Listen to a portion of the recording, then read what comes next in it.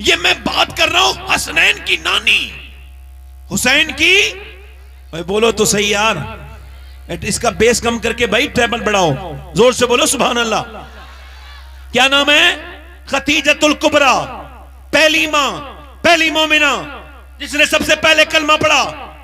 और मैं कहता हूं पूरी कायनात में मुझे आप बताएं, जरा बताएं आप, इतनी मालदार औरत आपने देखी?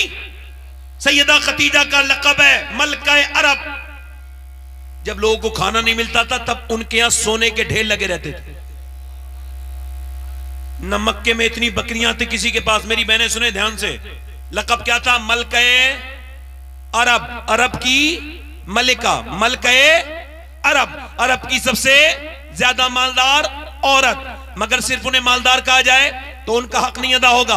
मैं कहता हूं पूरी दुनिया में उनके पाए की कोई दूसरी औरत अगर आपकी नजर में मिले तो मुझे आप बताइए। इस माने में, जिस माने में मैं बयान कर रहा हूं, पूरी दुनिया की किसी औरत के आंगन में अगर इतनी बरकतें अल्लाह ने रखी हो किसी दूसरी औरत की, तो आप मुझे बताएं खतीजा वो है जिसके दामाद का नाम मौला अली मुश्किल कुशा है, बेटी का नाम फातिमा ज़हरा है, नवासों का नाम हसन, हुसैन, हुसैन और हसन मुश्तबा है, और जिसके शौहर का नाम मोहम्मद मुस्तफा है।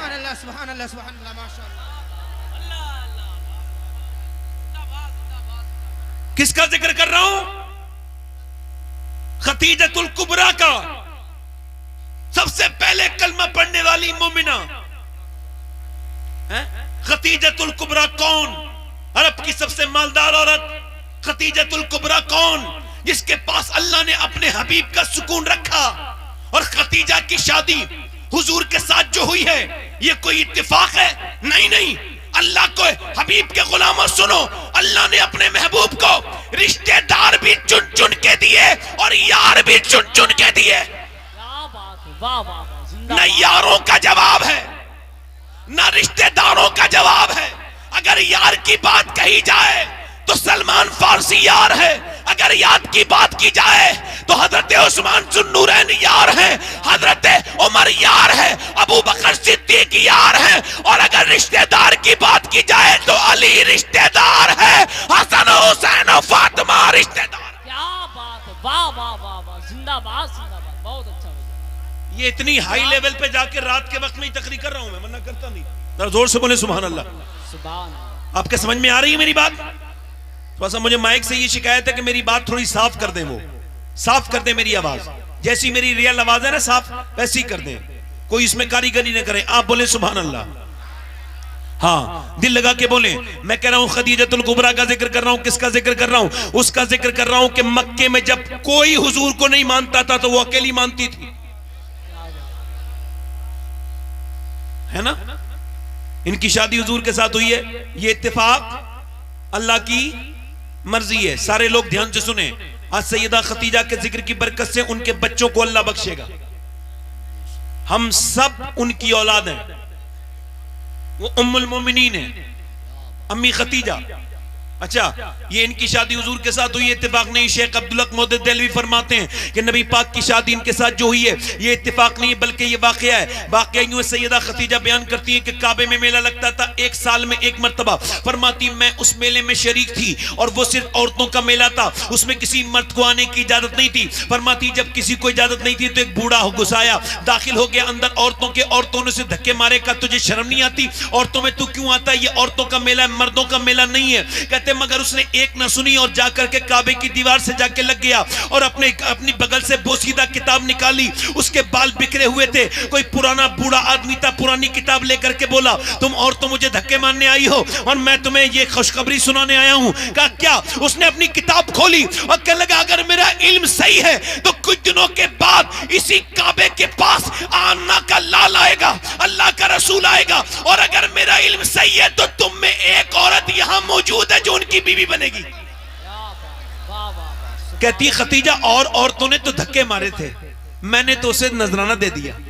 कहती नजराना देने के बाद फिर मैंने अपनी चादर, फरमाती मैंने अपनी चादर फैलाई और फिर काबे की तरफ मुंह करके कहा ए काबे के मालिक अगर तेरा हबीब इसी मक्के में आने वाला है तो खतीजा की झोली में उसकी मोहब्बत डाल दे।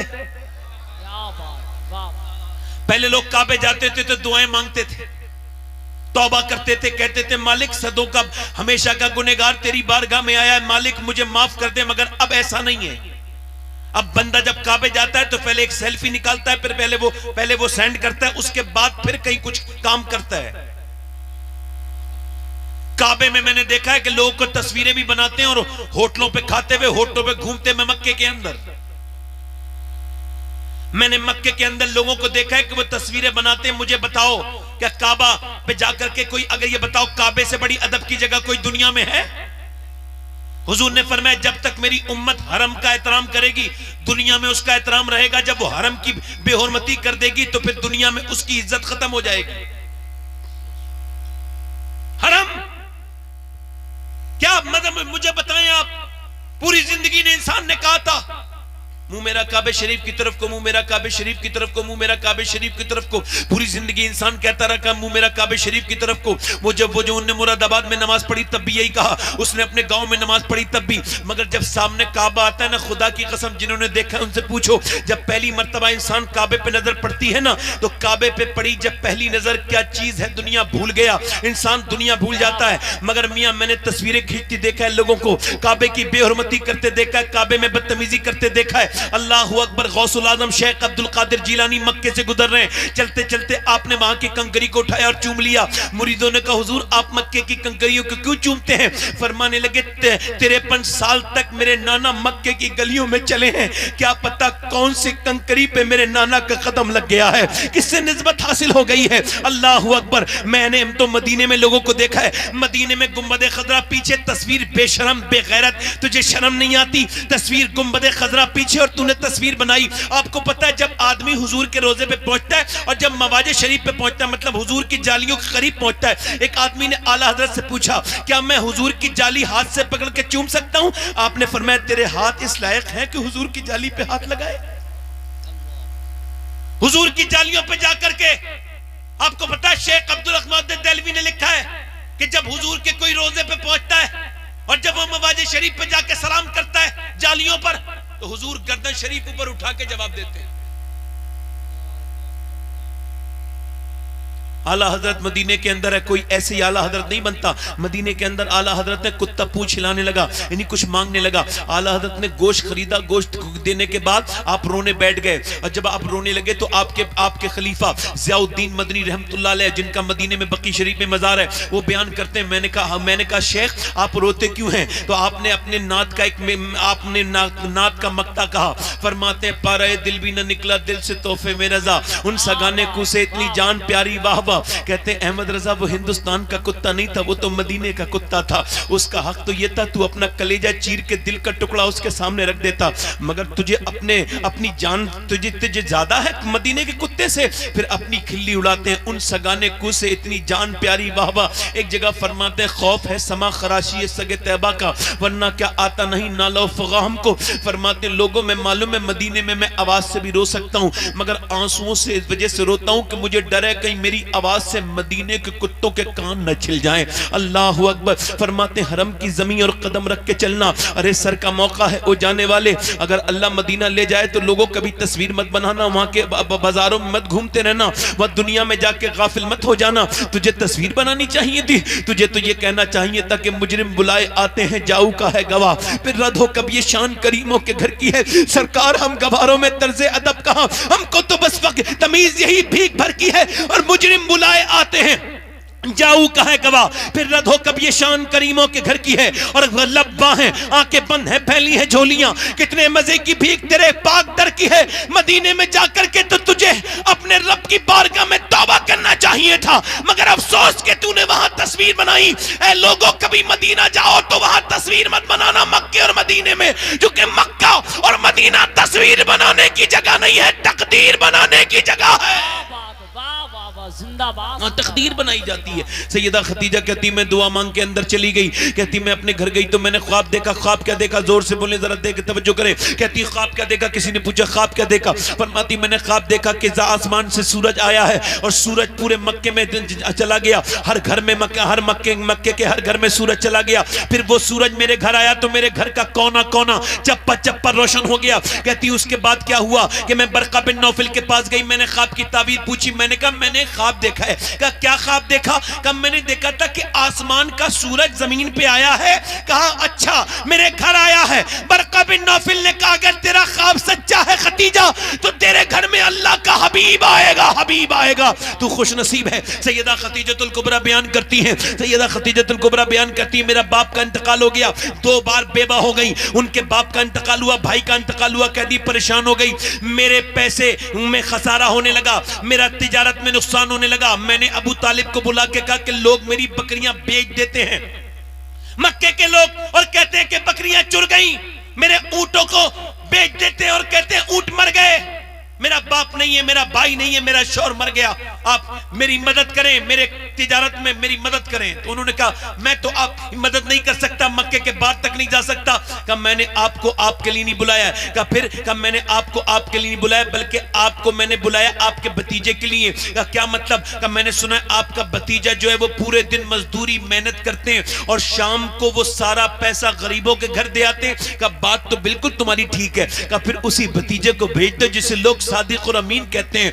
अल्लाह अकबर। कहते हैं मैंने कहा, उन्होंने अबू तालिब कहने लगे बड़ा गैरतमंद बच्चा है मेरा, आएगा नहीं। कहते मगर मैं फरमाती मैंने नफीसा को भेजा और मैंने मैसरा को भेजा। तो कहती मैं एक दिन झुक के घर में काम कर रही थी, तवज्जो करना, कहती मैं झुक के घर के काम कर रही थी तो मैंने देखा मेरा पूरा कमरा पूरा घर नूर नूर हो गया, ऐसे जैसे मेरे घर में नूर आ गया हो, जैसे मेरे घर में सूरज की रोशनी। हालांकि कहती मेरा पूरब की तरफ भी घर नहीं था, न पश्चिम की तरफ दरवाजा था, यानी जब सूरज निकलता था तब भी रोशनी नहीं आती थी, जब सूरज डूबता था तब भी नहीं आती थी। मगर जब मेरे घर में नूर आया तो मैं कहने लगी या अल्लाह कहीं ऐसा तो नहीं सूरज ने रास्ता बदल दिया हो। तो मैंने पलट के देखा तो सूरज ने रास्ता नहीं बदला था, दरवाजे के पास पर्दे के पीछे आमना का लाल खड़ा था और चेहरे में इतना नूर था कि मेरे पूरे घर में नूर ही नूर फैल गया था। मेरा इमाम कहता है खुर्शीद था कि जोर पर क्या बढ़ के चमका था कमर, और बेपर्दा जब वो रुख हुआ ये भी नहीं वो भी नहीं। वाह वाह वाह, दिल लगा के बोलो जरा सुभान अल्लाह, मुस्कुरा के बोलो, दिल लगा के बोलो जरा, दिल लगा के बोलो। हाँ दिल लग रहा है कि नहीं लग रहा है? बोलो सुभान अल्लाह। सैयदा खतीजा कहती है मैंने इतना हसीन इंसान नहीं देखा। बहुत रात में तकरीर करना मुश्किल है क्योंकि ऐसा साथ मर जाते हैं और जज्बात पर मजरू हो जाते हैं। फरमाती मैंने इतना हसीन इंसान, मगर उनके हुस्न से बड़ी बात जो मुझे उनके अंदर लगी वो उनकी निगाहें थी। जरा बोलो तो सही सुभान अल्लाह। कहती और जितने लोग आते थे ताक झांक करते थे, देखे खतीजा कैसी है, मगर यह पहला मर्द आया था जिसकी निगाहें झुकी थी। मेरा इमाम कहता है या इलाही रंग लाएं जब मेरी बेबाकियां उनकी नीची नीची नजरों की हया का साथ हो। इसका मतलब यह नहीं है कि आप जब रास्ते से निकले, हकीम लुकमान कहता है अपने बेटे से, बेटे मैं 8 नबियों से मिला हूं और उनसे मैंने 800 बातें सीखी हैं। कितनी? 800 बातें। और 800 में से एक बात तुझे बताता हूं बड़े पते की, वो ये है कि जब किसी के घर जाए तो अपनी आंखों को कंट्रोल में रखना, हिफाजत करना।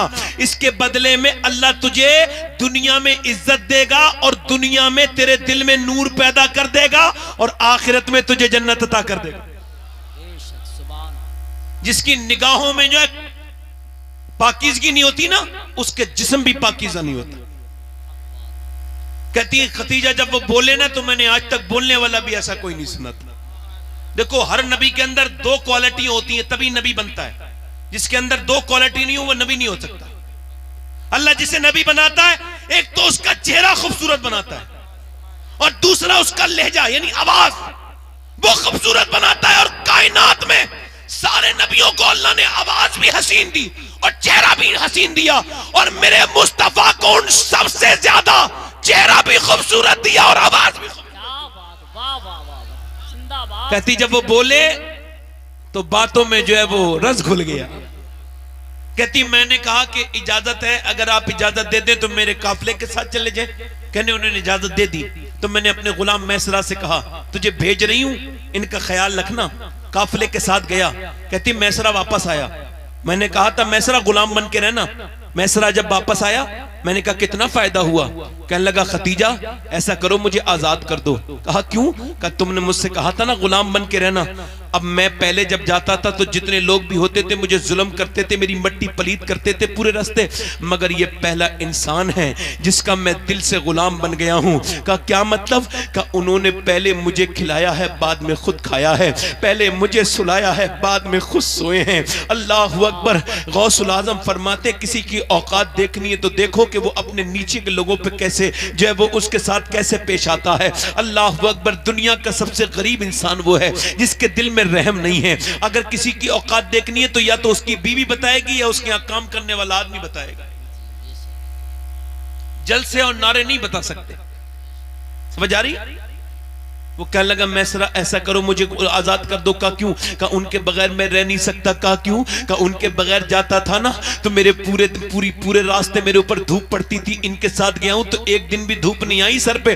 का क्या हुआ? क्या सूरज नहीं निकला? का सूरज तो रोज निकलता था मगर आमना के बेटे के सर पे रोज बादल साया करता हुआ चलता था, गुलामी करता हुआ। कहते मैंने उनके जिस्म से जैसी खुशबू सूंगी ऐसी खुशबू आज तक मैंने कभी किसी कस्तूरी में भी नहीं सूंगी। कहने लगे मैंने जैसे उनके जिस्म पे कभी मक्खी बैठती नहीं देखी। खतीजा बोली ये बता फायदा कितना हुआ? मंडी के हालात बता। का मंडी के हालात बताऊं? का क्या? मंडी के में जब पहुंचे तो लोगों ने कहा झूठ बोलो। मक्के के लोग बोले हुजूर से झूठ बोलो। मेरे नबी ने फरमाया मैं झूठ नहीं बोलूंगा। वो कहने लगे फायदा नहीं होगा। फरमाया मैं फिर भी झूठ नहीं बोलूंगा। कहने लगे लात उज़्ज़ा की कसम खाओ तभी फायदा होगा। मेरे हुजूर ने फरमाया लात उज़्ज़ा से मैं नफरत करता हूं। कुछ लोग कहते हैं ना बगैर झूठ बोले फायदा नहीं होता। झूठ बोल के आपकी कमाई हराम हो जाती है और हराम लुक़मा बेटों बच्चों के पेट में जाता है। मेरे हुजूर ने फरमाया मैं सच बोलूंगा सच। सरकार ने फरमाया फायदा नुकसान मेरे अल्लाह के इख्तियार में है। फिर को बोली खतीजा फिर बता कितना फायदा हुआ? का तो फिर सुनो आज तक किसी झूठे को इतना फायदा नहीं हुआ अल्लाह ने जितना उस सच्चे को फायदा। क्या बात है, वाह वाह वाह, जिंदाबाद, क्या बात है।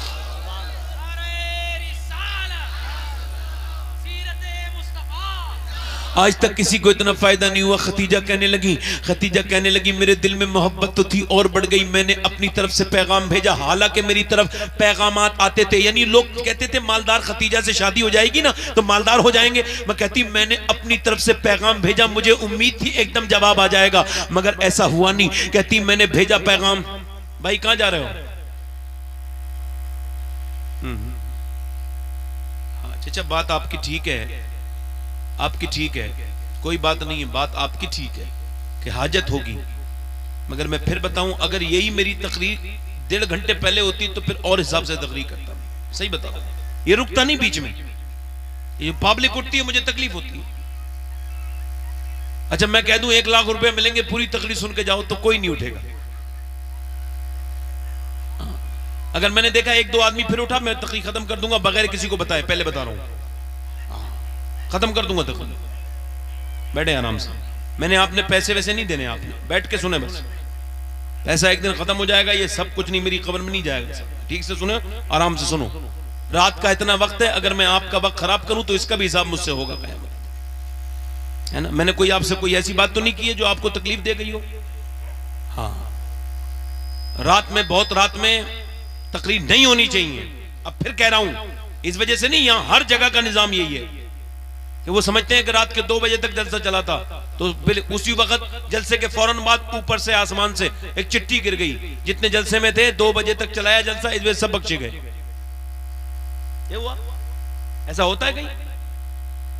अल्लाह ने कह दिया 2 बजे तक जो जलसा चलाएगा उसे बख्श दूंगा। क्या मसला है?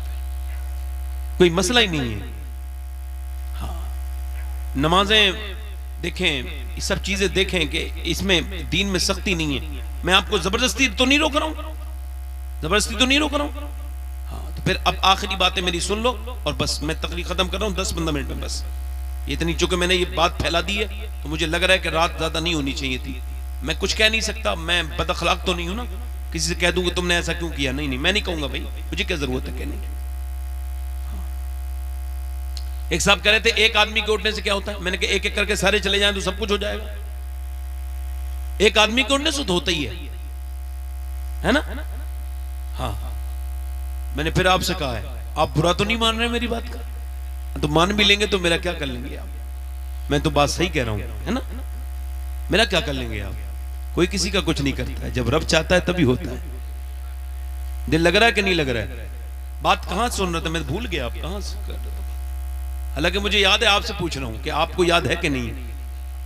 खतीजतुल कुबरा ने पैगाम भेज दिया 2 बार की बेवा ने। कितने बार की बेवा ने? निकाह का पैगाम किसकी तरफ? हुजूर की तरफ। सरकार के पास आए, नफीसा आई, कहने लगी वो मेरी मालिकिन आपसे शादी करना चाहती। हुजूर ने फरमाया मैं ऐसे जवाब नहीं दूंगा, पहले अपने चचा से पूछूंगा। भाई हुजूर के वालिद तो थे नहीं, तो चचा थे, अबू तालिब, उन्होंने पाला था, तो हुजूर क्यों पूछ रहे हैं? सुनो, ये नौजवान जो लड़कों में आजकल फैशन चला है ना अपनी मर्जी से शादी करने का, इसके वजह से बता रहा हूं। ये जो कहते हैं ना अपनी मर्जी से शादी करना कैसा है, तो ये हराम है। माँ बाप की बगैर मर्जी के शादी करना हराम है। मगर जैसे शराब पीने से नशा हो जाता है वैसे निकाह भी हो जाता है, मगर है हराम। माँ बाप की बगैर मर्जी के शादी करना हराम है। उन माँ बाप के दिल पे क्या गुजरेगी जिन्होंने पाला पोसा बड़ा किया, पढ़ाया लिखाया, जब शादी का वक्त आया तो बेटे ने आंखें दिखा दी। उस मां के दिल पे क्या बीतती होगी? ये क्या होती है मोहब्बत? ये क्या होता है लगाव? ये क्या होता है पसंद करना? ये सब सिवाय ख्वाहिश के और कुछ नहीं है। मोहब्बत नाम दे दिया है ख्वाहिश को। मोहब्बत मोहब्बत होती है। बाबा फरीदुद्दीन के यहाँ एक औरत रहती थी, लड़की बड़ी खूबसूरत। एक नया नया मुरीद उस पर आशिक हो गया। वो आता ही नहीं था। आपने फरमाया वो मेरा मुरीद कहां गया? वो नया नया जो मुरीद हुआ था, कहने लगे हुजूर वो तो एक लड़की का इसका आशिक हो गया जो घर में खाना बनाती है। अच्छा बुलाओ उसे। आपने फरमाया बोलो भाई क्या हाल है? कहने लगे हुजूर रात को नींद नहीं आती, दिन में सुकून कोई नहीं है। उस लड़की के लब और रुखसार मेरे तसव्वुर में आते हैं, मैं उसके बगैर जी नहीं सकता। आपने फरमाया अच्छा का फिर मैं तुम्हारा निकाह कर दूंगा उसके साथ। कहने लगा ये तो बहुत अच्छी बात है। आपने फरमाया ठीक है 7 दिन के बाद तुम्हारा निकाह है। उस लड़की को कोई दवा दे दी, वो दवा में उससे दस्त वगैरह आए, वो कमजोर हो गई। ये 7 दिन के बाद दूल्हा बन के आए तो आपने फरमाया इसकी दुल्हन लाओ। 2 औरतें पकड़ के लाई, कमजोर हो गई थी। आपने फरमाया ये आपकी वही महबूबा है? कहने लगे ये तो वो नहीं है। फरमाया वही है। कहने लगे साहब ये वो नहीं है हुजूर, आप मजाक ना करें, आप पे मजाक जेब नहीं देती। ये मेरी बीबी, ये वो लड़की नहीं है मैं जिससे मोहब्बत करता था। स्मार्ट लड़की थी, खूबसूरत, उसके जिस्म के बनाव सिंगार की वजह से मैं उस पर आशिक था। ये तो कोई कमजोर बीमार, कोई बीमार मरीजा औरत है। बाबा फरीद ने कहा ठीक है फिर जाओ, ये नहीं है तुम नहीं पहचाना तो चले जाओ। वो चला गया। बाबा फरीद ने फरमाया इसके बाप को बुलाओ। बाप आ गया। बाप ने अपनी बेटी को देखा और देखते ही रोने लगा। कहने लगा हुजूर मैंने तो अपनी बेटी ठीक ठाक आपके पास भेजी थी, ये मेरी बेटी को क्या मरज लग गया? और वो जाकर के अपनी बेटी की पेशानी चूम के रोने लगा, मेरी बेटी को क्या हो गया, मेरी लाडली को? मैंने तो तुझे दीन सीखने के लिए बाबा फरीद के यहाँ भेजा था, ये तेरे जिस्म को क्या हो गया, तू कमजोर क्यों हो गई? बेटी जब आंखों में आंसू ला के रोई तो बाबा फरीदुद्दीन गंजे शकर भी रोने लगे, सारे मुरीद रोने लगे। लोगों ने पूछा हुजूर क्यों रोते हैं? फरमाने लगे देखो मैं तुम्हें दिखाना चाहता हूँ असली मोहब्बत ये है, ये जो बाप अपनी बेटी से मोहब्बत करता है ये सच्ची मोहब्बत है। इसने आते ही पहचान लिया ये इसी की बेटी है, और उस मरदूद ने नहीं पहचाना। अगर ये कल बीमार हो जाती तो परसों छोड़ के आ जाता। मगर बाप, कुछ औरतें लड़की होती नहीं है, उनके ससुराल वाले जब बीमारी की हालत में छोड़ देते हैं तो मैके वाले इलाज कराते हैं। तो माँ बाप असली मोहब्बत करते हैं। ये बात आज समझ लो या कल समझ लो। अब जरा मेरी बात पर ध्यान दें और गौर करें मैं क्या बात कर रहा था। हुजूर ने जब अबू तालिब से मशवरा किया तो हाँ कर दी। हुजूर की बारात जा रही है बेवा के घर, मुसलमानों में जाती है बेवा के घर बारात, दूसरी बार जाती है, नहीं जाती। काफिरों के तरह तरीके हो गए, जो गैर मुस्लिमों के तरीके वही मुसलमानों के तरीके। जैसे गैर मुस्लिम बेवाओं से शादी को ऐब समझते हैं, ऐसे ही मुसलमान भी समझते हैं। बेवा से शादी नहीं करते। तवज्जो, बेवा से शादी नहीं करता नौजवान, कुआरा लड़का नहीं करता। किसी शादी हुए हुए आदमी की हो जाए तलाक, जिसकी तलाक हो गई हो बीबी, वो तो अलग बात है, मगर कुआरा लड़के की बारात नहीं जाती। बेवाओं से शादी करो। एक बेवा, उसने फांसी लगाई, बच गई। किसी ने पूछा क्यों फांसी लगाई थी? कहने लगी अपनी मां की वजह से। मेरी मां घर की खरीदारी कर रही थी, भाई की शादी थी। मैंने पूछा अम्मी मुझे क्यों नहीं लेके जाती हो और फिर आकर के सामान भी छुपा लेती हो? तो मेरी मां कहने लगी बेटी तू मनहूस है, तू बेवा है, मैं नहीं चाहती कि तेरी नजर भी मेरे बच्चे की खुशियों में पड़े, तो मेरे बच्चे की जिंदगी मनहूस हो जाए, तो मैं तुझे इस वजह से तेरी नजर नहीं पड़ने देती। कहने लगी जब मेरी माई मुझे मनहूस कहती है तो मैं जी के क्या करूंगी। कोई बेवा औरत हो ना माशरे में, लड़कों नौजवानों तुम्हें बता रहा हूं, और उसके छोटे छोटे बच्चे भी हों और वो चॉकलेट के लिए और कपड़ों के लिए रोते हों, तो याद रखना उन बच्चों को तकलीफ मत देना, उन बच्चों के सर पे हाथ रख देना, उस औरत को अपना लेना, उस बेवा को कोई राजी हो ना हो, मेरा रब राजी हो जाएगा, उसके रसूल राजी हो जाएंगे, मेरे पैगंबर राजी हो जाएंगे। और तू ये समझता है तू जवान है, शादी भी कुंवारी से करेगा, तो कायनात में जवान बहुत हुए, मगर जैसा अल्लाह ने आमना के लाल को जवान किया, ऐसा आज तक किसी को जवान नहीं किया। वाह वाह वाह। हुजूर की बारात गई, शादी। अच्छा, शादी के बाद पहला काम क्या होता है? शादी हो गई, शादी के बाद पहला काम क्या होता है? बीबी कहती है तुम मेरे और मैं तुम्हारी हो गई, अब अपनी माँ से रिश्ता खत्म करो, इन्हें दूर करो। तो वो भी कहता है हाँ बात तो ठीक कह रही हो, अब तुम मेरी हो और मैं तुम्हारा हूं। हालांकि सही करके सोचो ना, तो ये जो कह रही है ना तुम मेरे हो मैं तुम्हारी हूं, इसकी तरह 3 और आ सकती हैं अभी, मगर ये जो माँ बैठी है ना बूढ़ी, इसकी तरह अगर ये मर जाए तो पूरी दुनिया में कोई दूसरी भी नहीं मिलेगी। सच्ची बात है बिल्कुल। हुजूर की जब शादी हुई तो सरकार के यहाँ ऐसा नहीं हुआ। हुजूर की वालदा वो कहती है मेरा दिल चाहा कि बेटे की शादी हुई है, मैंने सोचा कि चल के अपने बेटे को देखूं, और वो भी मलका अरब के साथ हुई है। फिर दिल ने कहा नहीं नहीं अभी मत जा, अब तू एक खाना बदोश औरत है, तेरे पास है क्या? तू एक दूध पिलाने वाली दाई है। तू हलीमा ये बता तू जाएगी, वो पहले तुझे पहचानते थे अब नहीं पहचानेंगे, अब मालदार हो गए। फिर कहती फिर मेरी आंखों में आंसू आ गए, नहीं नहीं वो तो बचपन में भी करीम थे, वो तो अब भी करीम ही होंगे।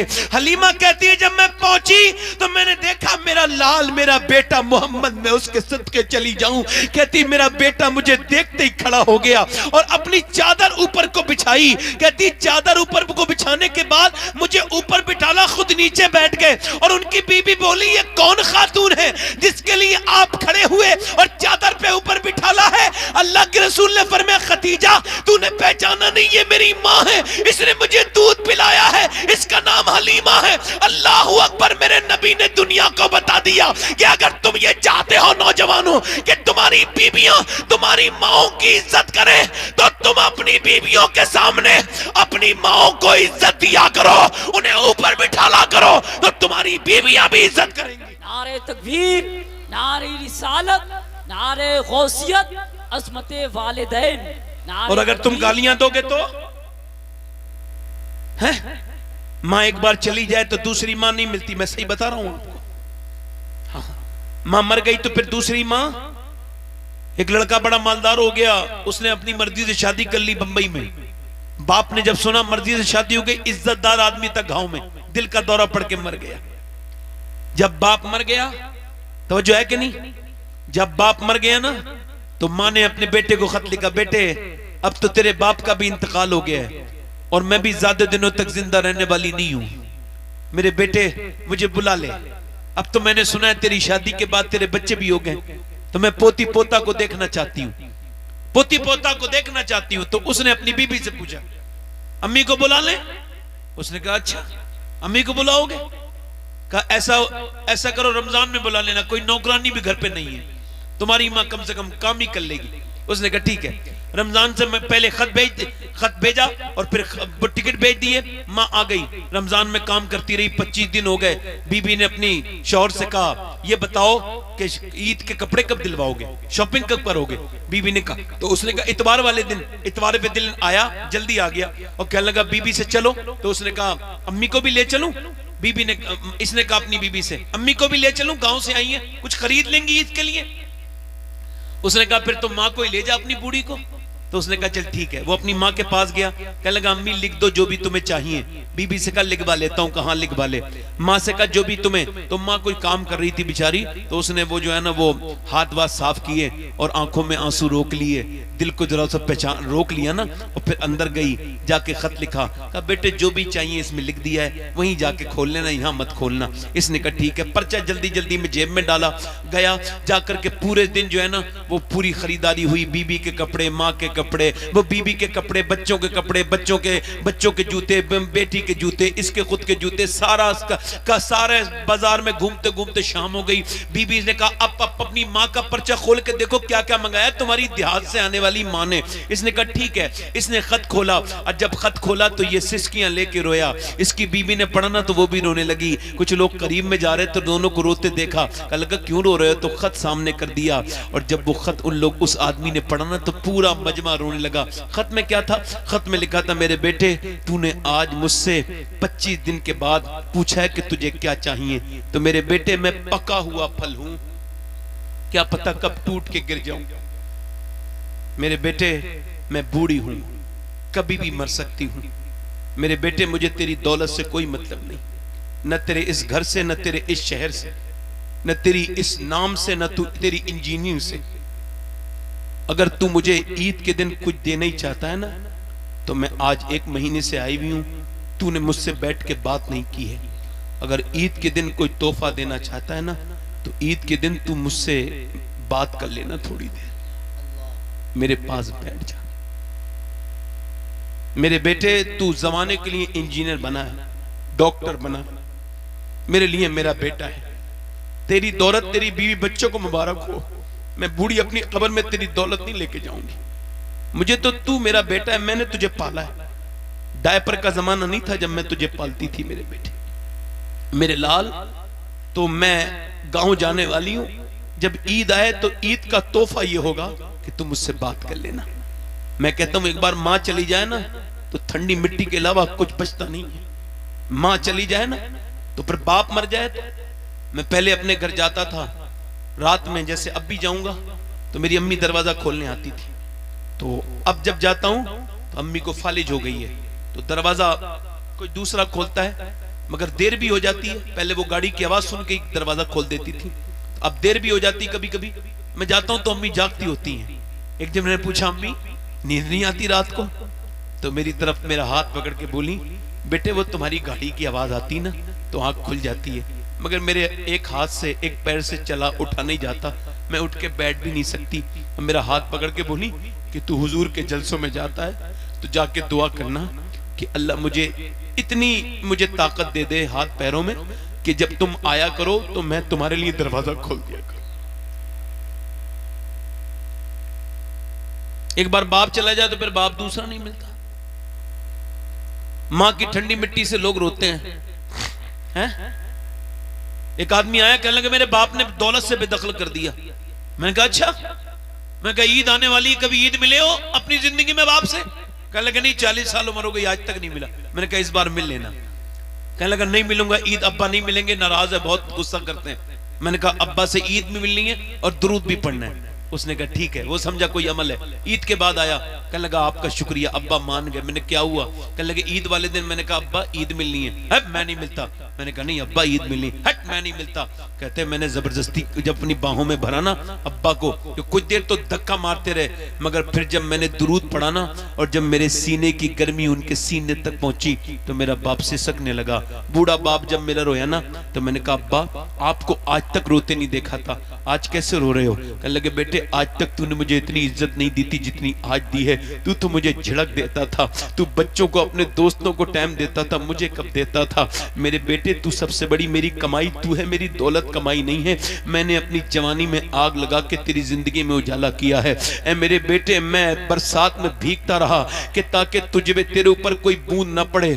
ऐ मेरे लाल जब तू जवान हो गया है तो मुझे आंखें दिखाता है तो मेरा दिल फट गया है।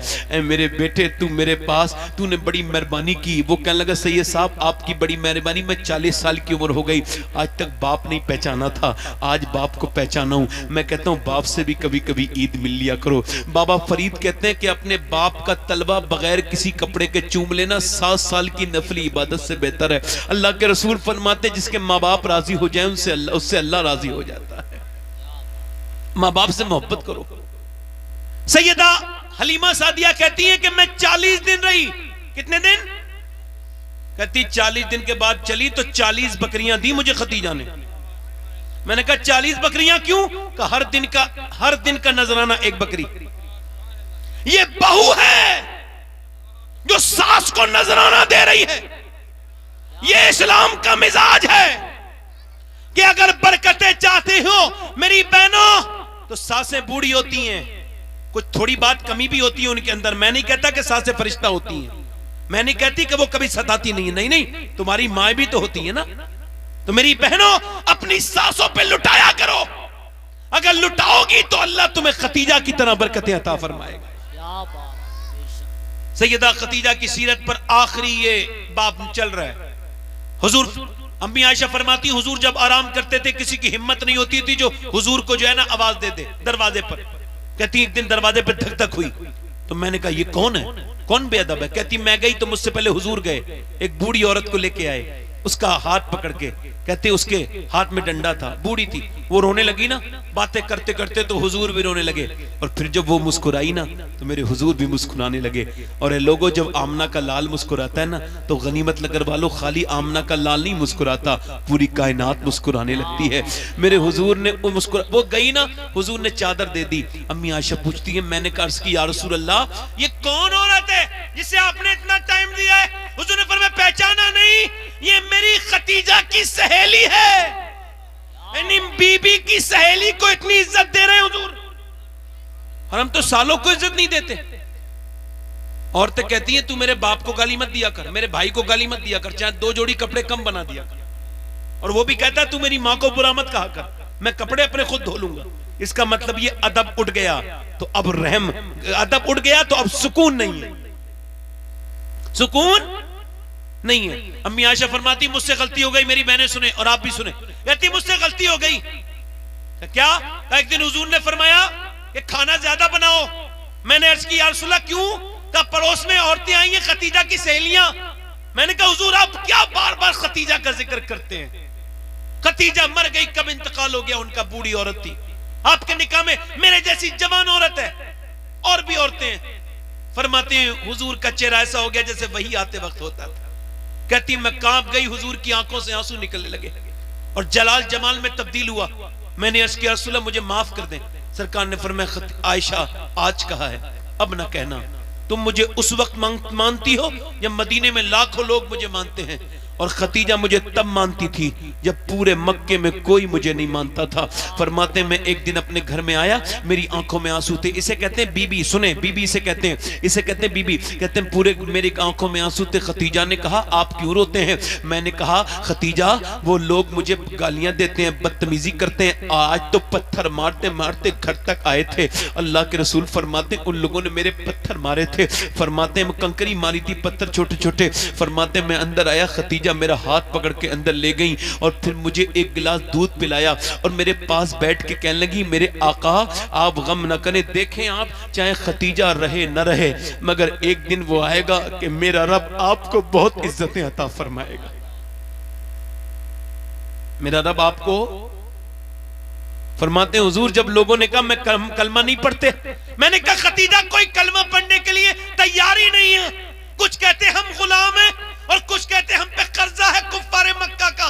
तो कहते खतीजा ने फरमाया अर्ज की या रसूल अल्लाह आप ऐसा करें कि जितने भी गुलाम और कर्जदार है सबको बुलाएं। कहते मैंने सबको बुलाया, उसने पंडाल लगाया और फरमाते मेरी खतीजा सारा सोना निकाल के लाई। फरमाते इतने ढेर लग गया सोने का कि मैं खतीजा को नजर नहीं आता था, खतीजा मुझे नजर नहीं आती थी। ये कोई छोटी मोटी बात नहीं है अब सारा माल दे देना। फरमाते खतीजा ने ऐलान किया ओ लोगों आओ और अपने कर्जे से न डरो, गुलामी से न डरो, क्योंकि तुम्हें गुलामी से आजाद करना और तुम्हें कर्ज से आजाद करना ये खतीजा का काम है। और तुम कलमा पढ़ लो, तुम्हें रब से मिला देना ये मोहम्मद मुस्तफा का काम है।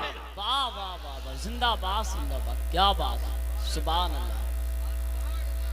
फरमाते मेरी खतीजा पूरे अरब की सबसे मालदार, मगर फरमाते मेरे साथ 7 दिन फाके किए। इधर देखो कितने दिन। आज कोई मालदार औरत किसी गरीब के घर में आ जाए ना तो पूरी जिंदगी ताने देती है, तू है क्या फटीजे, तेरे पास है क्या। और खतीजा ने जब देखा कि हुजूर को दौलत पसंद नहीं है, तो हुजूर फरमाते शेबे भी तालिब में मेरी बीबी खतीजा 7-7 दिन का फाका करते थी। अर्ज किया रसूलल्लाह फिर खाती क्या थी, फाका कैसे तोड़ती थी? तो हुजूर की आंखों में आंसू आ गए। पर मैं मेरी खतीजा फिर 7 दिन के बाद पत्ते खाती थी, सूखा हुआ चमड़ा खाती थी। अभी लॉकडाउन लगा था, कैसे हालात बन गए थे, कुछ दिनों पहले लगा था। और हुजूर को 3 साल इस हाल में रखा है जालिमों ने। फरमाते हैं मेरे कबीले के बच्चे, इधर देखो, मेरे कबीले के बच्चे रोते थे, इधर देखो, तवज्जो करो, मेरे कबीले के बच्चे रोते थे तो उनके रोने से कुफ्फारे मक्का के दिल पे असर नहीं होता था, पहाड़ों के कलेजे दहल जाते थे। आपको बताऊं, एक जगह मक्के में गारे हिरा, क्या नाम है? गारे हिरा, क्या नाम है? गारे हिरा वो जगह जहां 7-7 दिन का एहतिकाफ किया हुजूर ने।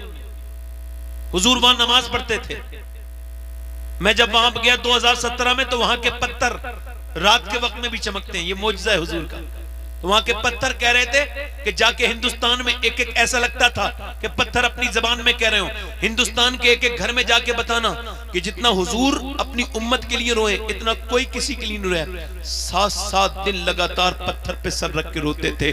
गारे हिरा ने देखे हैं सजदे रसूल के, है याद पत्थरों को इबादत रसूल की। वहां पे एक साहब नमाज पढ़ रहे थे, कहने लगे आप भी नमाज पढ़ लीजिए। मैंने कहा मैं नहीं पढ़ूंगा, बस इसे देखने आया हूं, दीदार करने। कहने लगे यहाँ हुजूर ने नमाज पढ़ी है। मैंने कहा नफिल मैं नहीं पढ़ूंगा। कहने लगे क्यों? मैंने कहा यार मेरी इतनी हिम्मत नहीं है कि हुजूर के आंसू जिस पत्थर पे गिरे हैं मैं वहां पे अपना पांव रख दूं। अल्लाह अकबर। आपको पता है मैं जब 2017 में चढ़ रहा था ना, तो मैं एक जगह बैठा, 2 जगह बैठा, 3 जगह बैठा, 4 जगह बैठा।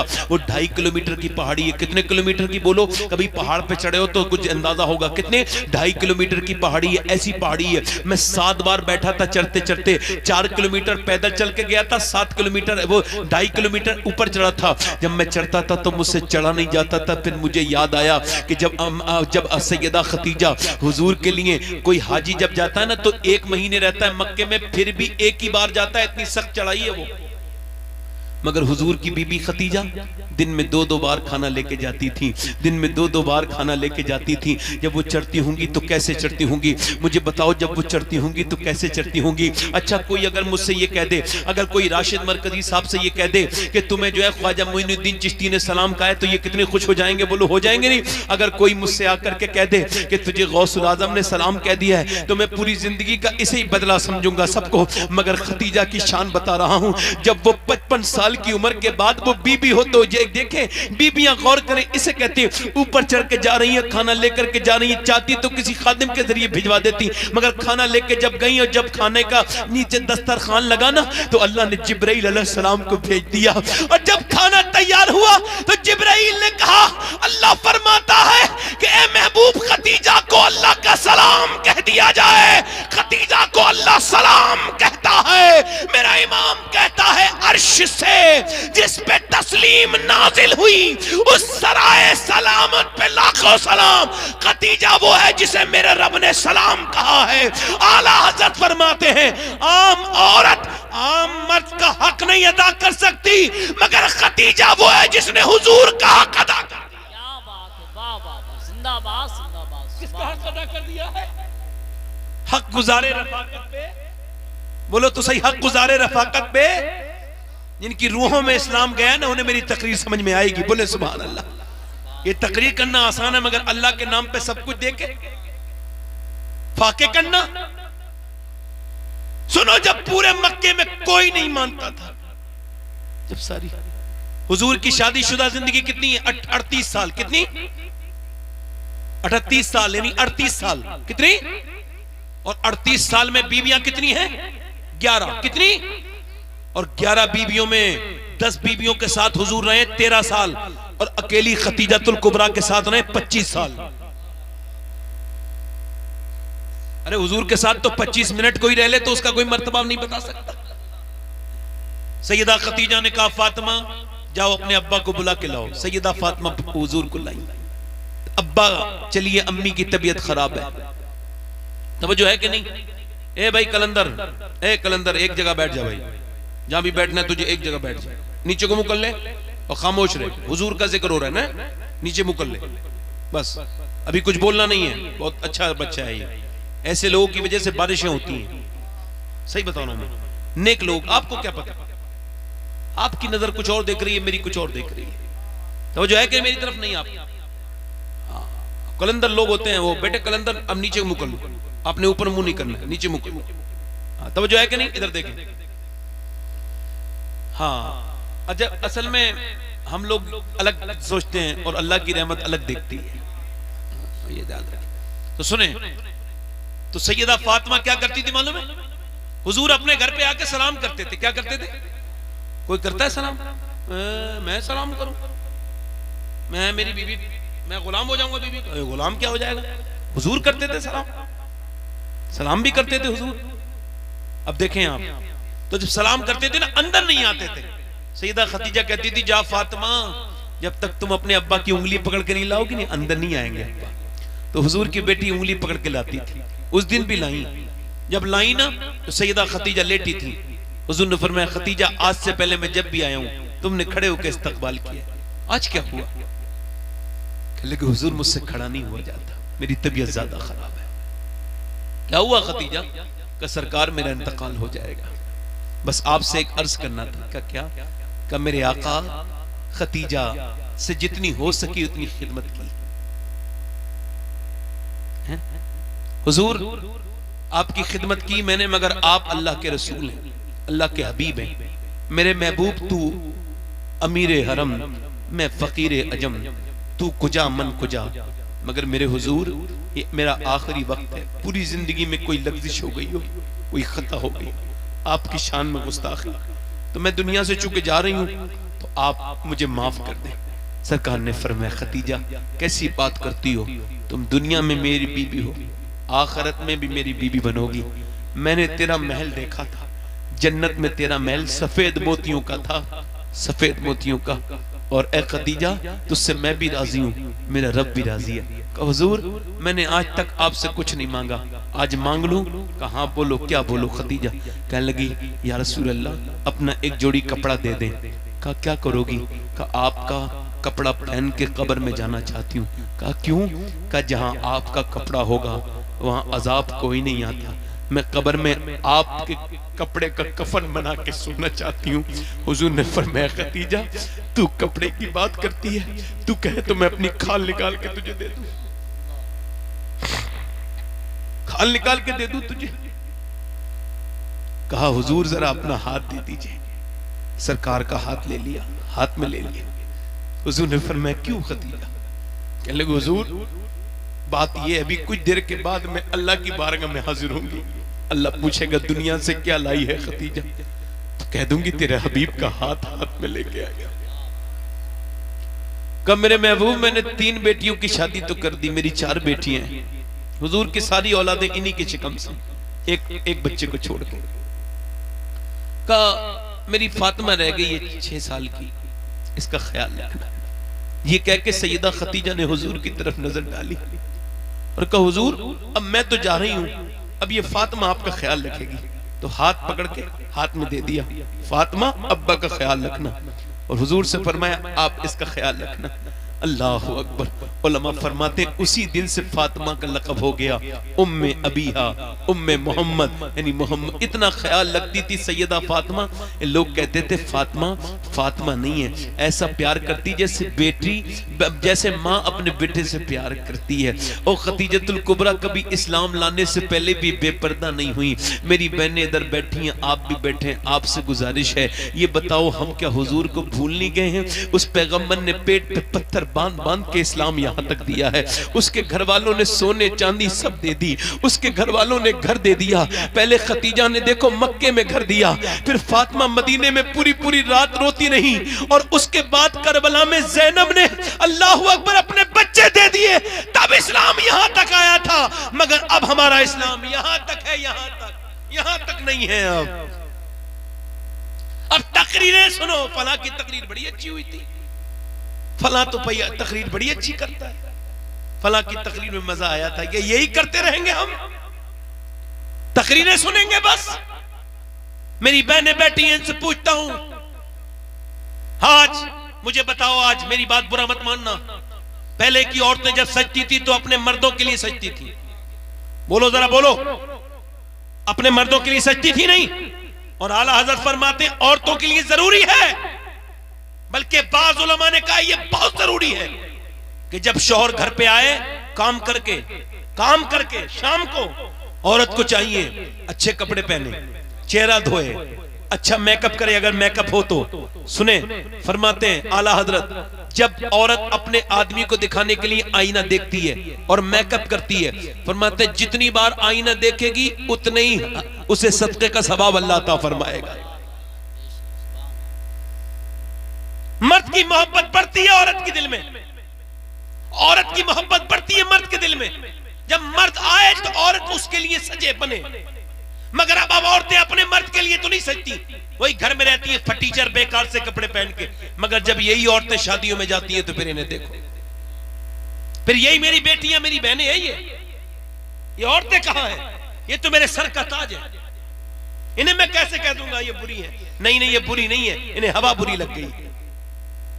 ये अच्छी है, नेक है, मगर वो जो मोबाइलों की हवा लगी और वो जो टीवियों की हवा लगी और वो जो नाटकों की हवा लगी, अब नाटक वाली औरत ने कटवाए कपड़े, यहां ने भी इन्होंने भी कटवा दिए। उसने गला बड़ा बनवाया, इन्होंने ही बनवाया। उसने बेहयाई की तरह जिस्म पे टाइट और चुस्त कपड़े पहने, इन्होंने भी पहने। तो इन्हें ये कौन बताए? इन बेटियों को मेरी बताओ, इन बहनों को बताओ, इन इस्लाम की शहजादियों को बताओ कि इन्होंने जिनकी नकल की है वो तो दुनिया का धब्बा है, वो तो फाहिशा और गंदी औरतें हैं, वो तो मुआशरे की बुरी औरतें हैं। और तुम्हें उनसे क्या मतलब था? तुम्हें तो पर्दा करना चाहिए था, क्योंकि वो जमाने की गंदी औरतें हैं और तुम मेरे नबी के इस्लाम की इज्जत हो इज्जत। मगर तुम्हें रंग चढ़ गया औरतों का दूसरी, तो तुम धोखे में हो। क्या हो बोलो, बोलो तो सही। और माजरत के साथ अर्ज कर रहा हूं, अपनी बेटियों को पर्दा करा लो। देखो इधर देखो, बहनों को इधर देखो, जब तक मां नेक नहीं होती बच्चे नेक नहीं होते। बोलो तो सही, बोलो तो सही, इधर देखें, बोलो तो सही। मुसलमान औरतें ऐसी नहीं होती बेपर्दा, नहीं, मुसलमान पर्दे में रहती हैं औरतें हैं। ये तो वो औरतें कोई और होंगी, हवा लग गई जिन्हें। इधर देखो, कुछ लोग शोर नहीं मचा रहे हैं, शोर मच रहा है ना आजकल, मुसलमान लड़कियों को बचाओ। मैंने भी एक साहब से कहा भाई अपनी बेटी को जरा पर्दा करा लिया करो, आप तो यार पढ़े लिखे लगते हो। कहने लगे मुझे अपनी बेटी पे भरोसा है। क्या है भाई, बोलो तो सही। मैंने कहा यार तू बड़ा बदतमीज आदमी है, बल्कि तू जाहिल भी है। मैं तुझे अपना जवाब नहीं देता। जुनैद बगदादी से किसी ने कहा मुझे अपनी बेटी भरोसा है, आपने लात मारी सीने पे और कहा चल भाग जाए यहां से। क्या भरोसे करता है जालिम? ये बता, तू तेरी बेटी ज्यादा भरोसे के लायक है या अल्लाह के रसूल की बेटी ज्यादा भरोसे के लायक है? ये काशीपुर है, काशीपुर ज्यादा दूर तो नहीं, इसके करीब की बात है। एक थाने में एक लड़की बैठी थी, इधर देखो, इधर देखो, थाने में एक लड़की बैठी थी और उसके बाप ने उसके पैरों में ऐसे करके अपनी टोपी रख दी। तो उसने अपने बाप के पैर पे ठोकर मार दी टोपी पे, चल भाग यहां से। तो उसने कहा बेटी इज्जत बचा ले। चल मैं तुझे जानती नहीं बुड्ढे। भाई आगे बढ़ा, कहने लगा बहन मैं तो तुझसे बहुत प्यार करता हूं, तूने ये क्या कर दिया, चल वापस चल। वो हमारे मजहब का लड़का नहीं है। रो के भाई बोला ना, तो उसने कहा तू अब रो रहा है, तूने ही तो मुझे फिल्में दिखाई थी, तूने मुझे औरत कब बनाया था, तूने तो मुझे मैडम बनाया था। औरत तो वो होती है जो घर के काम करे। ये बिदत नहीं है, ये बिदत 25-25 साल तक लड़कियों को पढ़ाना, ये लड़कियों का इम्तिहान लेना नहीं है कि देखो बिगड़ती है कि नहीं बिगड़ती है। अरे यार लड़की को, बच्चों को ही तो पढ़ाना था, तो 8वें क्लास तक पढ़ लेती काफी हो जाता, 10वें क्लास तक पढ़ लेती। ये क्या MA BA MA और उसे कराया सब कुछ। लड़की की उम्र आगे बढ़ती चली गई, वो बोली जालिम उम्र मेरी 24 साल है और तूने मुझे घटिया फिल्में दिखाई है, शादी के बारे में मेरी सोचा नहीं। और अब मैं जब इतनी आगे चली गई तो अब तू मुझे समझाने आया है, अब मैं वापस नहीं आ सकती। आपको बताऊं तो बताते हुए मुझे तकलीफ हो रही, मगर बता ही देता हूं। 2014 से लेके अब तक तकरीबन 40,000 मुसलमान लड़कियां मुर्तद हो चुकी हैं, इस्लाम छोड़ चुकी हैं। वो इस्लाम मुसलमान, उन्हें हवा ही नहीं लगी थी इस्लाम की। मुझे लगा मुझे कोई तकलीफ होगी, मेरी बेटी थोड़ी गई है, मगर मैं सोचूं ना हुजूर की कलमा पढ़ने वाली गई है। अच्छा वो भाई कैसे जिंदा रहेगा यार, वो बाप जिसकी बेटी के माथे पे काफिरों का निशान लग गया हो, कैसे जिंदा रहेगा? हम ये चाहते हैं क्या? है? मुसलमान बच्चियां इतनी, हमने क्यों नहीं समझाया उन्हें, क्यों नहीं बताया उन्हें? हमने क्यों अपनी बेटियों को बचपन से तालीम नहीं दी, कुरान नहीं पढ़ाया, हदीस नहीं पढ़ाई? यार औरतों ने तो कारनामे कर दिए इस्लाम में। इस्लाम का सबसे ताकतवर आदमी हुजूर की उम्मत में जो बहुत बड़ा है, जब वो आया आकर के उसने कहा मैं हुजूर को माज़अल्लाह कत्ल करने जा रहा हूं, तो किसी ने कहा जरा बहन के घर तो चला जा। जब वो बहन के घर गया तो बहन कुरान पढ़ रही थी, भाई ने बहन को मारा, बहन ने किताब छुपा दी कुरान। भाई ने कहा तू मुझे कुरान सुना। बहन कहने लगी तू पहले पाक हो, ये नापाकी में नहीं सुनी जाती। भाई गुस्ल करने गया ना, उधर भाई गुस्ल कर रहा था, तवज्जो, उधर भाई गुस्ल कर रहा, तवज्जो चाहता हूं, उधर भाई गुस्ल कर रहा था। एक बुजुर्ग ना उधर वो अपना चेहरा अपना जिस्म धो रहा था, उधर अल्लाह दिल धो रहा था। एक बुजुर्ग ने देखा एक शराबी था, शराबी, उसके मुंह में गार वार लगी हुई थी, कीचड़, तो उन्होंने धो दिया, धोने के बाद चल दिए। जब शाम को देखा तो ईशा की नमाज में पहली सफ में खड़ा था। कहने लगे या अल्लाह ये तो मारूफ मशहूर शराबी है, ये कैसे नेक हो गया? आवाज आई तूने इसका मुंह धो दिया तो मैंने इसका दिल धो दिया। बंदे परेशान क्यों होता है? अल्लाह अकबर। मियां मैंने जब कुरान, मियां अब जब भाई बैठा और बहन ने कुरान सुनाया तो मियां भाई बोला मैं भी कलमा पढ़ के मुसलमान हो जाऊंगा। भाई गया हुजूर की बारगाह में और कलमा पढ़ा। और खुदा की कसम याद रखो मेरी बेटियों कि इकबाल कहता है कि तू अपने आप को समझ नहीं पाई मेरी बहन, तेरा कुरान पढ़ना क्यों जरूरी था? क्योंकि जब तू बहन बन के कुरान तूने पढ़ा था तो तेरा भाई उमर पूरी दुनिया को कुरान के मतलब समझा रहा था। मियां जरा गौर तो करें कि बहन ने जब कुरान सुनाया, बहन ने तो उमर बन के तैयार हुए। जिस उमर ने 10 साल हुकूमत की और 4000 मस्जिदें बनवाई। कितनी? 4000। बोलो जरा बोलो, 4000 मस्जिदें आधी दुनिया पे हुकूमत करवाई और दुनिया को बता दिया कि अगर बहन कुरान सुनाए तो भाई उमर जैसा बनता है, और अगर माँ कुरान सुना दे तो बेटा करबला के मैदान में नेज़े पे चढ़ के कुरान सुना दे। बात खत्म कर रहा हूं, जरा जोर से बोलो सुभान अल्लाह। मुस्कुरा के बोलो जरा, दिल लग रहा है कि नहीं लग रहा है? बोलो। आखिरी बातें कर रहा हूं, आखिरी बातें हैं? ये एक अमेरिका का एक फौजी था ना, सीरिया गया था। कहां? सीरिया।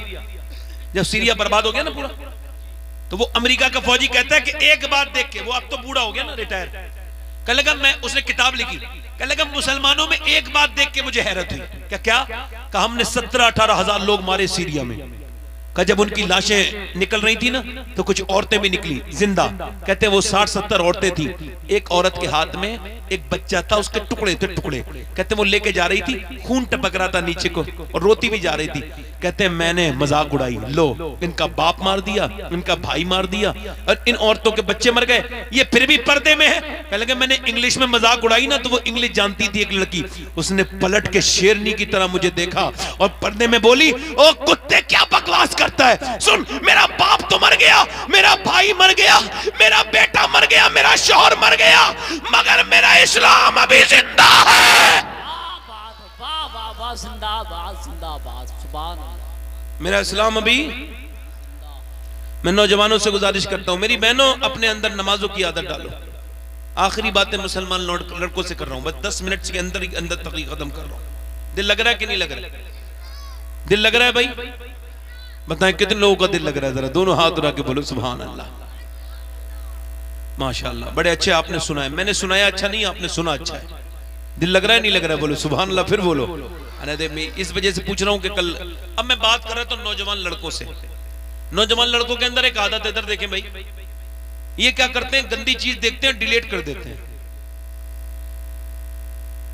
कोई ऐसा जवान बैठा होगा जिस पे अल्लाह की रहमत होगी, जिसके घर में टीवी नहीं होगी और जिसके मोबाइल में फिल्म नहीं होगी। पहले तो टीवी पे बेशर्माई कम होती थी, अब तो मोबाइल हो गया ना हाथ में। तो लड़कों में कोई ऐसा लड़का बैठा होगा जिसकी निगाहें पकीज़ा होंगी अल्लाह की रहमत से।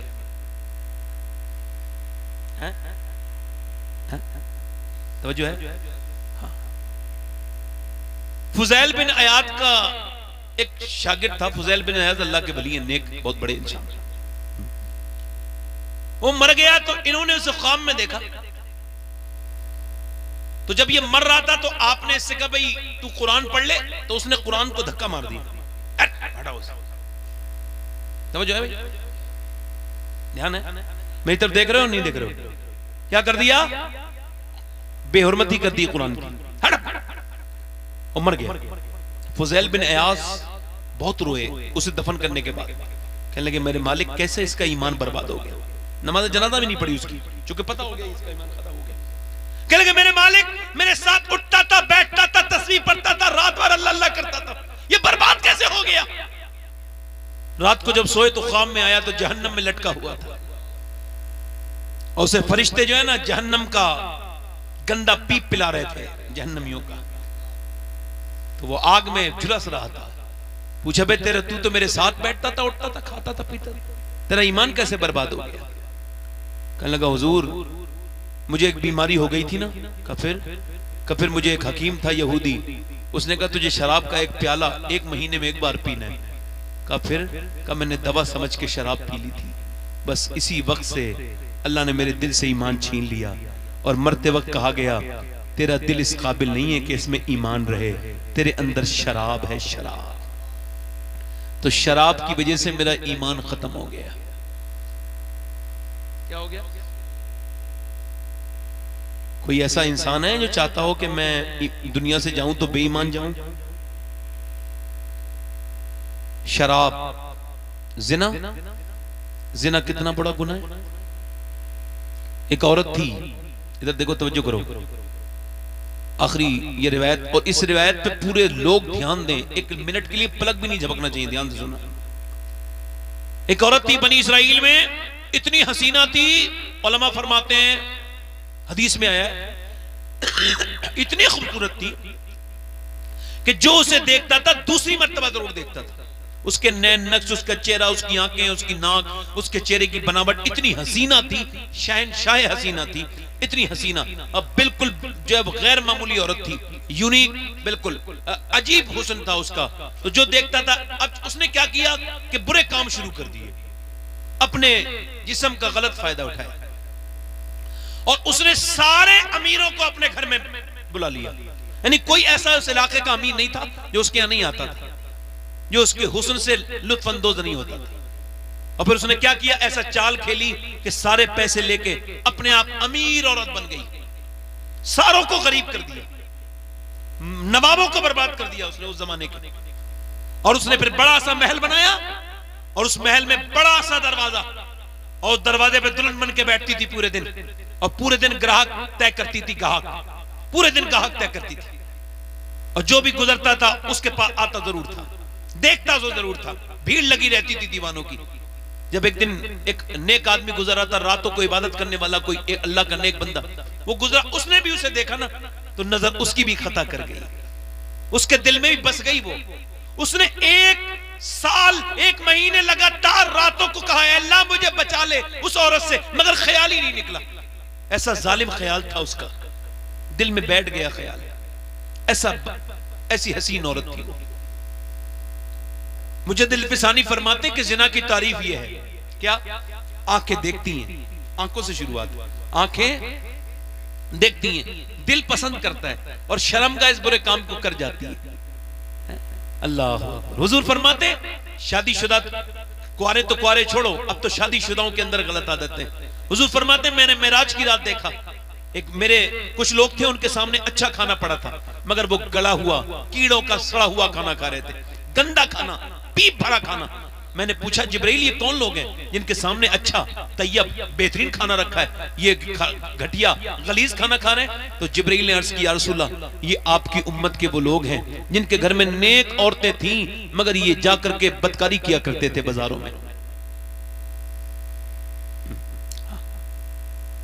जिना करने वाला जन्नत में जाएगा, खालिदीना फीहा अबदा के अल्फाज है, जन्नती बनेगा।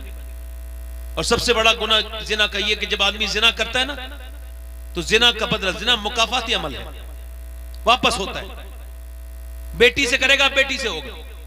इमाम गजाली कहते हैं जो जिना करेगा उसके घर की दीवारों से बदला लिया जाएगा। एक हकीम अपने घर आया, बी बोली तू कौन सा गुनाह करके आया? उसने कहा कोई नहीं, कल दरवाजा नहीं खोलूंगी वरना सच सच बोल। उसने कहा अच्छा, मैंने एक लड़की का हाथ पकड़ लिया था, अभी हाथ पकड़ा था ना ऐसे करके, तो अच्छा लगा, हाथ नफ्स देख रहा था, तो कुछ देर पकड़ा रहा, का फिर ख्याल है अल्लाह देख रहा है, फिर मैंने छोड़ दिया। बस यही पूछ रही थी, आज तेरे यहाँ जो 40 दिन से काम करता है ना, उसने आज मेरा हाथ पकड़ लिया था। 40 साल से काम करता है बूढ़ा, मैं समझ गई मेरे आदमी ने जरूर किसी का हाथ पकड़ा है जो आज इसने मेरा हाथ पकड़ लिया है। तुम क्या समझते हो? ये बुरा अमल है, ये बुरा अमल है। कितना बुरा अमल है बताऊं? औलिया कांपे हैं जहन्नम से, मौत से औलिया डरे, हमें डर नहीं, हमें खौफ ही कोई नहीं यार। अल्लाह फरमाता है मैं अगर जानी को माफ भी कर दूंगा ना, हदीस कुदसी में आया, अल्लाह फरमाता है मैं जानी को अगर माफ भी कर दूंगा तो फिर मैं जन्नत में उसे अपना दीदार नहीं कराऊंगा। मौला अली कहते हैं मैंने अपनी आंखों से अपनी शर्मगाह भी नहीं देखी। किसी ने पूछा क्यों? कहने लगे उन आंखों से कैसे देखता जिस आंखों से हुजूर को देखा करता था।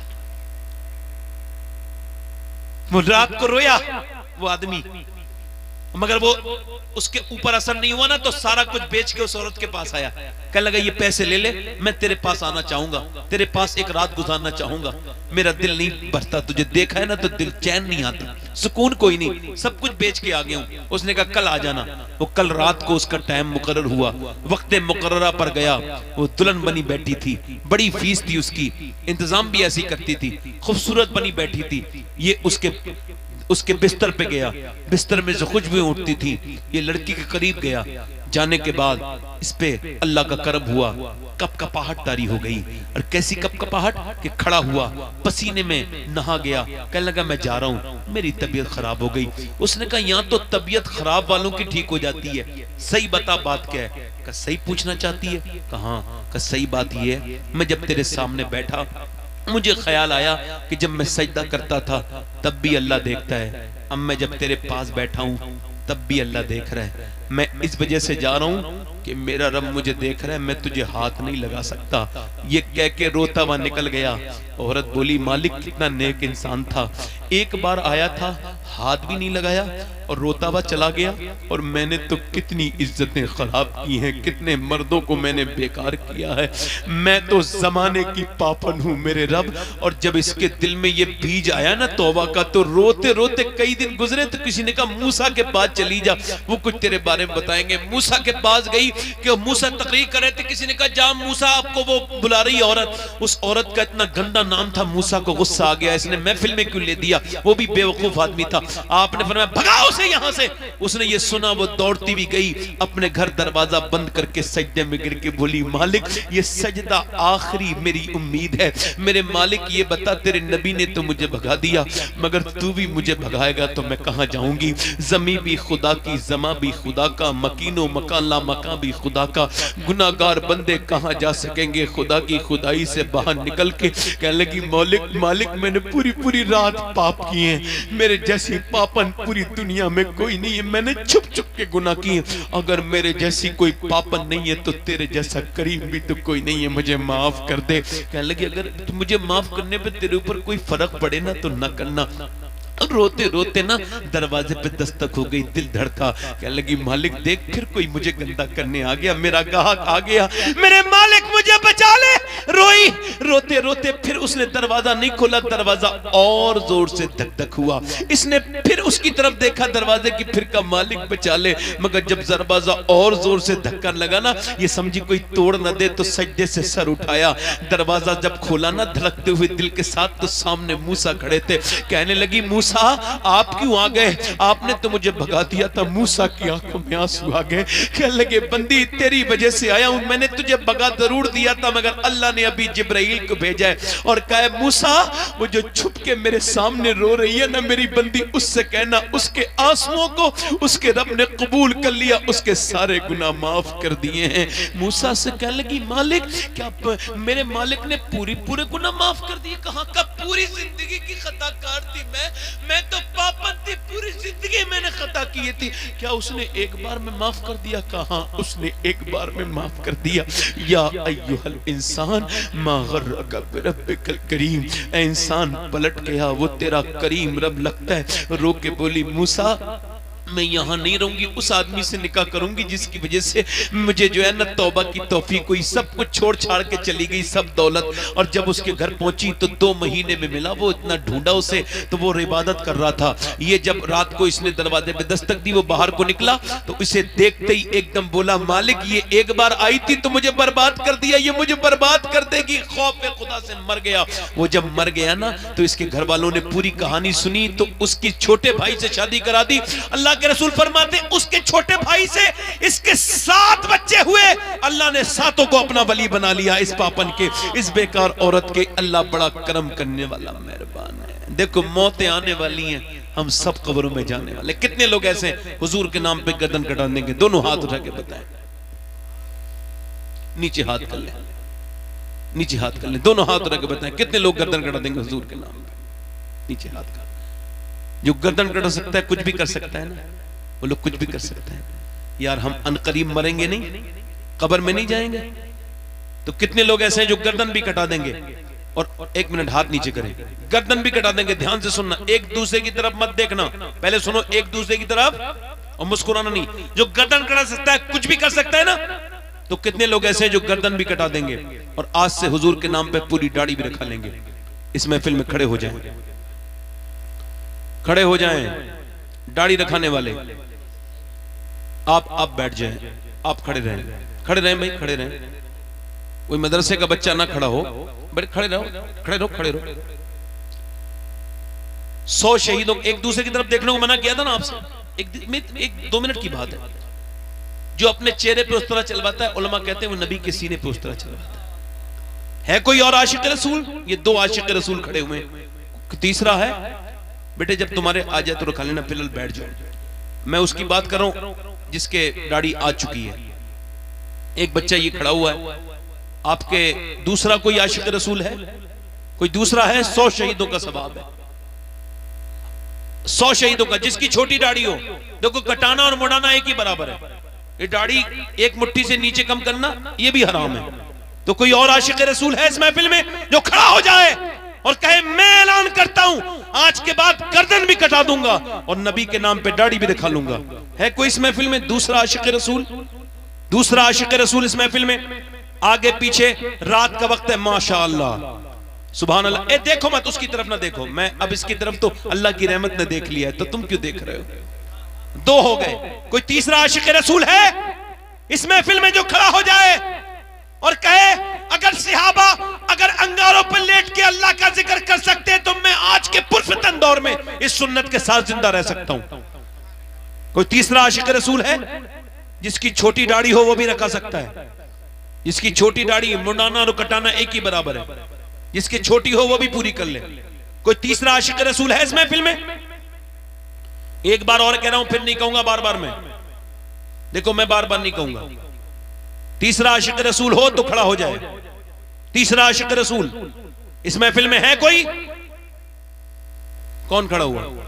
नहीं वो तो कोई बात नहीं। तीसरा आशिक रसूल है कोई? आगे से पीछे से? कमेटी वालों जलसा कराना भी अच्छी बात है, मगर दाढ़ी रखाना तो वो सुन्नत है जो कब्र में साथ जाएगी। है कोई तीसरा आशिक रसूल? एक बार और कह रहा हूं, 100 शहीदों का सवाब है। तीसरा आशिक रसूल है कोई इस महफिल में खड़ा हो जाए जो हुजूर अलैहिस्सलाम की सुन्नत को पर अमल कर ले? देखो मैं मोहब्बत से कह रहा हूं और मैं मुबल्लिग हूं। मुबल्लिग कभी जो है ना वो खड़े रहना भाई, वो नाउम्मीद नहीं होता, उसे पता है नकद कभी कभी इनाम नहीं मिलता, कुछ दिनों के बाद मिल जाता है। और दूसरी बात ये है ना, हिदायत मैं थोड़ी देता हूं, हिदायत तो अल्लाह देने वाला है। कोई तीसरा आशिक रसूल है? इस महफिल में? अरे कोई मसला नहीं है भाई। अरे कलंदर नहीं भाई, कलंदर ना, तुम नहीं भाई, तुम्हारी हमारी बात है, तुम नहीं। तीसरा है कोई? तीसरा है? अरे दो ही काफी है मेरी बख्शिश के लिए, मगर मैं कह रहा हूं तो तीसरा है? तीसरा है कोई आगे पीछे से? सुभान अल्लाह, माशाअल्लाह। दो काफी हैं, बोलो दो काफी नहीं है क्या? अरे बोलो तो सही, काफी है कि नहीं? और अगर दो भी नहीं होते तो कहना ही काफी है। मगर फिर भी कह रहा हूं कि देखो ये हुजूर की मोहब्बत का मामला है। हर नबी के दाढ़ी, हर वली के दाढ़ी है ना।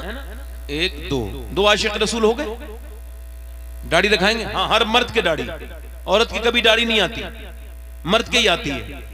मगर वो अल्लाह की रहमत तो बताती है कि तू मर्द है, मगर वो मुड़ा के जने क्या साबित करना चाहता है। दो लोग हो गए। दाढ़ी रखाओगे इंशाल्लाह? आप भी रखाओगे इंशाल्लाह? बैठ जाओ। अच्छा एक बार बताओ, आप पीर के मुरीद पहले हो या हुजूर के उम्मती पहले हो? जितने लोग हुजूर के उम्मती बैठे हैं जरा हाथ उठा के बता दें। ये बताओ, हुजूर का रिश्ता बड़ा है या पीर का रिश्ता बड़ा है? दोनों हाथ उठा के बताओ। इधर देखो, हुजूर के बाद कोई रिश्ता नहीं है, हुजूर से बड़ा कोई पीर नहीं है। हाथ ऊपर उठा के बताओ, है कोई हुजूर से बड़ा पीर? नीचे हाथ करो। तो हुजूर ने क्या फरमाया है कि जब दो मुसलमान आपस में बात नहीं करते, इधर देखो, फरमाते हैं इसी हालत में मर जाए तो मुझे कोई फिक्र नहीं, यहूदी बन के मरे या नसरानी बन के मरे। तो ये पीरों के चक्कर में लड़ना बंद करो। तुम पीरों के मुरीद बाद में हो, मेरे नबी के उम्मती पहले हो। एक दूसरे को सलाम कहा करो। इधर देखो, पीर सब बड़े होते हैं, किसी को नापा मत करा करो। और पीरों में कुश्ती मत कराओ। जो वली है वो नेक है, अपने बारे में सोचो। ये झगड़ों का सबब नहीं होना चाहिए हमारे। दुनिया हमें मार रही है, काट रही है, और हम इस चक्कर में पड़े कि पीर कौन सा बड़ा है। बोलो मैं गलत कह रहा हूं क्या?